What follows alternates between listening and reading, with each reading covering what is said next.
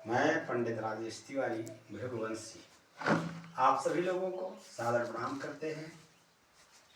आप लोगों को कुछ तथ्यात्मक बातों का ज्ञान कराना चाहते हैं, जैसा कि आप लोग सुने होंगे और जाने होंगे कि धन, धर्म और दान, इन दोनों का महत्व क्या है, जीवन में ये करने से क्या लाभ मिलता है।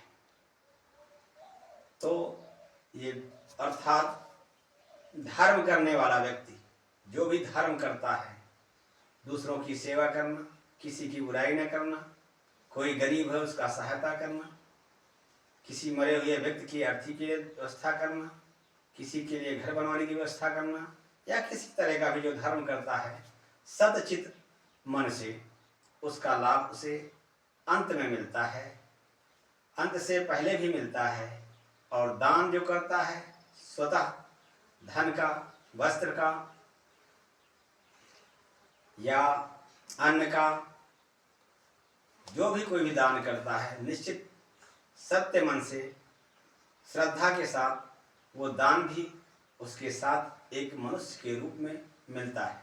जैसे जब व्यक्ति का मृत्यु का समय आता है तो उस समय सारा संसार उसका छूट जाता है, माता पिता, पुत्र, पत्नी, मित्र इत्यादि सब छूट जाते हैं। उस समय उसका जीव यानी प्राण जो है शरीर से जब निकल जाता है तो शरीर को लाश कहते हैं, और जब वो लाश शमशान के पास ले जाते हैं लोग, तो उस टाइम उस आत्मा को, उस लाश से निकली हुई आत्मा को ये दो चीजें मनुष्य स्वरूप में प्राप्त होने लगती हैं। जैसे उसने अगर जीवन में धर्म किए हैं तो यमराज के दूत जो आए हुए होते हैं उसके सामने धर्म स्वरूप एक महापुरुष खड़ा हो जाता है। उसके आते ही यमराज के सारे दूत डर जाते हैं और उस आत्मा का कुछ भी नहीं कर पाते हैं।